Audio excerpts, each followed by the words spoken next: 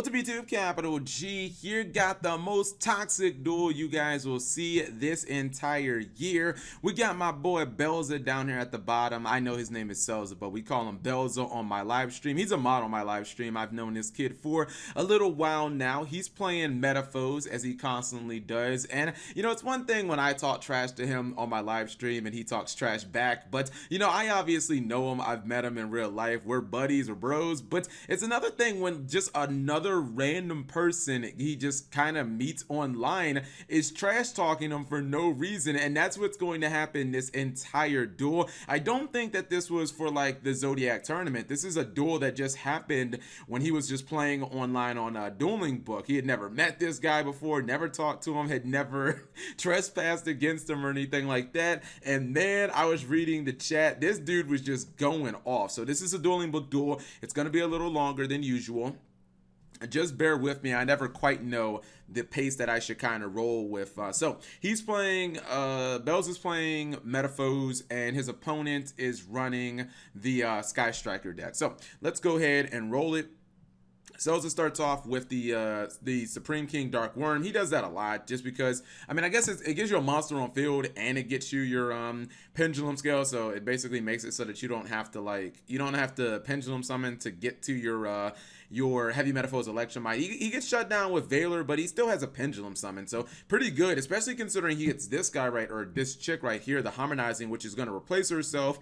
I've been playing around with that card. I forget a lot of times that she banishes the card that she summons from the deck. So he goes for Omega. Now, I don't know about this play right here. He has 2 7s. I feel like there has to be another, like a better stun play here, because he's going to go for, well, honestly, maybe he was right, because this is actually a pretty decent board where he's going to use the Heavy Metaphors Electromite on board. He summons Full Metal Alkahest, and then he has the Vortex Dragon Show.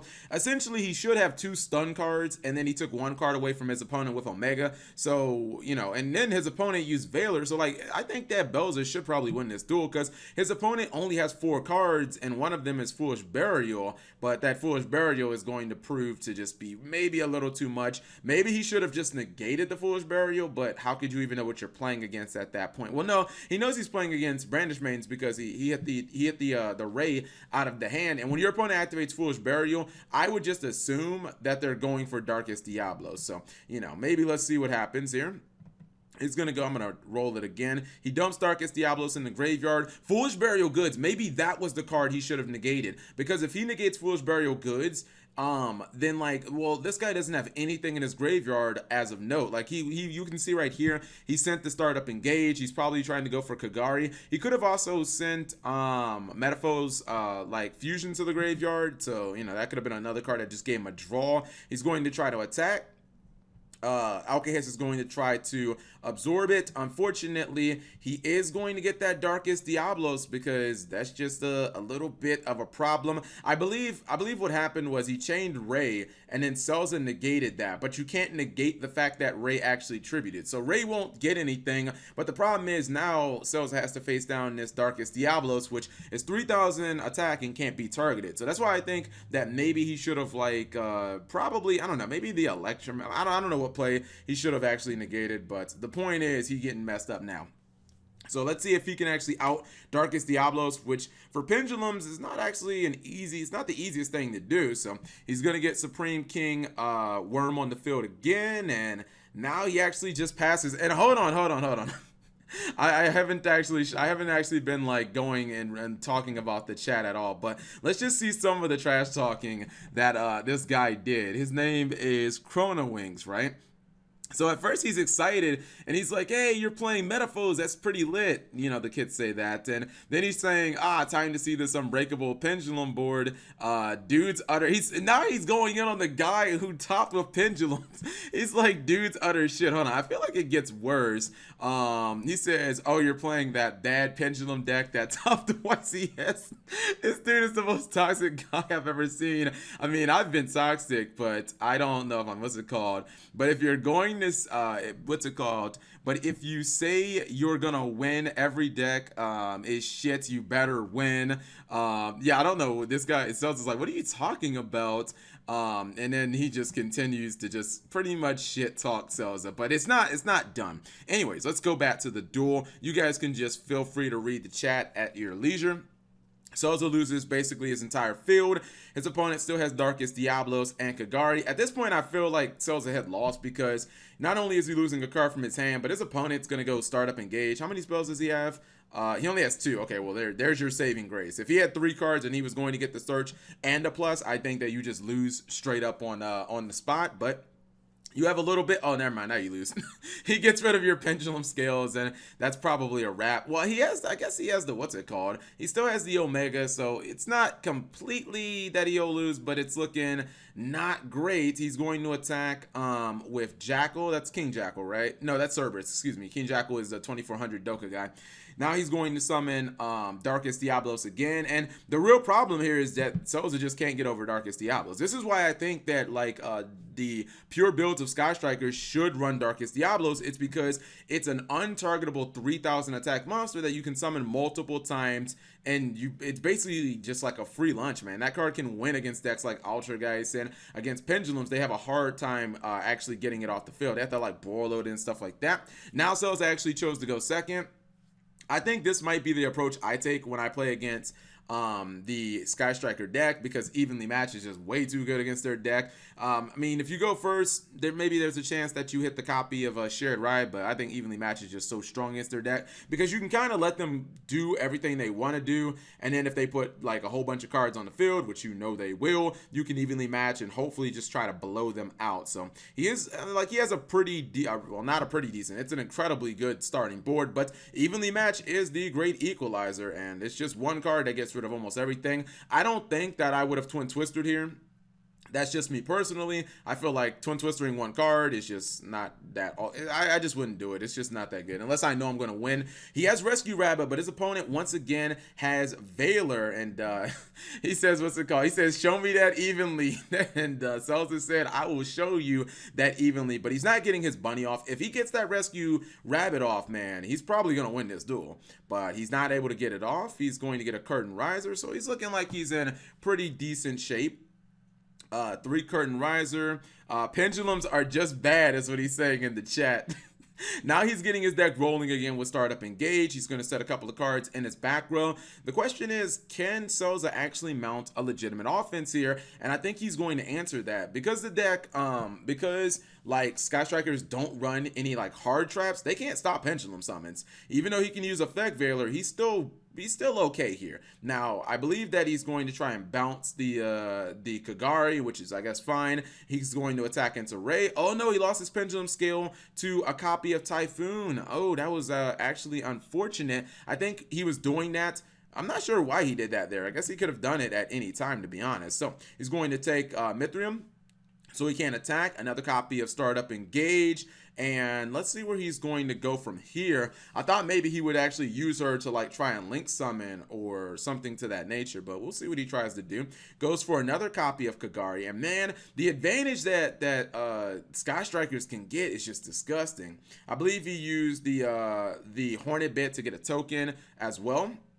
And now he's actually probably going to go for like one of the Nightmares, maybe Phoenix. He does go for Nightmare Phoenix, blows up his own card so that he can get Ray out. Interesting. And now he's going to go for Topologic Terrasbina. Okay, fair enough. That was a weird play. I don't know why he went for Topologic Terrasbina, because it's not like I don't think he has any ways of like being able to activate it. So is actually just going to go ahead and he's going to Pendulum Summon, and I think he just did that so that he could search another monster. I don't really think that he's afraid of the Topologic Terrasbina, especially because he's going to go ahead and he's going to make Supreme King Dark Rebellion. You don't see this card summoned very often, but dude, the amount of damage you can do. Now, he is the one who gets Evenly Matched. That sucks, dude. Evenly Matched is just too... I really wish Konami would just ban that fucking card. Maybe they need it because of decks like the Sky Strikers and because of my Altergeist and whatnot. Anyways, We go back to the chat and you can see there is even more talking. After the evenly, you should have won a lot sooner. Actually, yes, you're just bad, dude. The toxicity. Wait, toxicity. Yeah, I'm sorry. I mispronounce that word all the time. I say toxicity and not toxicity. Toxicity is real right now. This is why you yeah, man, just when you're doing against somebody you don't know, just shut the fuck up. Like, no one really cares about your opinion. Just play. If you get salty, just keep it to yourself. Now, Sosa doesn't have evenly matched here. His opponent didn't open up strong at all. He's gonna make Mithrium, and I believe that he might just blind attack into back row. It's not like a real blind attack. They don't play Mirror Force or anything like that. No, he does bounce a back row to hand, and he does actually attack. Sosa's hand is incredibly weak, and he's not really getting much started. Okay, I think it's moving a little too fast. He goes for Kagari. I'm gonna slow it down a little bit. I think I might use the next play button because it seems like it's just like skipping frames and whatnot. He goes for Kagari and goes for startup engage. I generally feel like if you have startup engage, you're almost where you need to be. And Sky Strikers in all positions. I think he's going to go ahead and snatch steal the Mithrium, which he does, because now he can attack twice essentially, and his Kagari is getting powered up. He'll be able to search during the end phase. He can blow this chick up too with this card. Well, I'm not sure if he actually used it earlier. Potentially he can blow it up, not guaranteed. The only thing I believe that can guarantee your you blowing up a card is the field spell, but it doesn't look like he has access to that as of right now. So he's going to get 2 attacks at the end of the battle phase. What's he going to do? Looks like he's going to link summon. Oh, he's using the Mithrium for the link summon, and that would probably like be a nightmare monster. He does go for Nightmare Phoenix, not going to activate the effect. During the end phase, he'll probably replace some of those cards that he just used, and he'll set them back on the field. That's Hornet Bit, and that's Widow Anchor. Widow Anchor being the Fiendish Shade. I'm starting to learn like almost all the cards by name now. I know I'm a couple weeks late, but I always knew Startup Engage. That's like the main card you try to stop. Now, the cool thing is, what Selza can do here, Selza can actually kaiju him, and that'll turn off these 2 cards, and then maybe he can try to pull off a really big play. So let's see what he can do. Yeah, the kaijus are actually pretty good against Sky Strikers because it forces them to have a monster in their main monster zone, which he does right here. Now he's going to activate the Dragon Shrine. We know that's going to send Darkworm to the graveyard. Darkworm will be summoned. He'll get a search, and then he should have, another Pendulum Scale as well, unless he sided it out for some reason. He is going to activate the search ability. I guess maybe he's trying to bait out like a Valor or an Ash Blossom or something like that as well.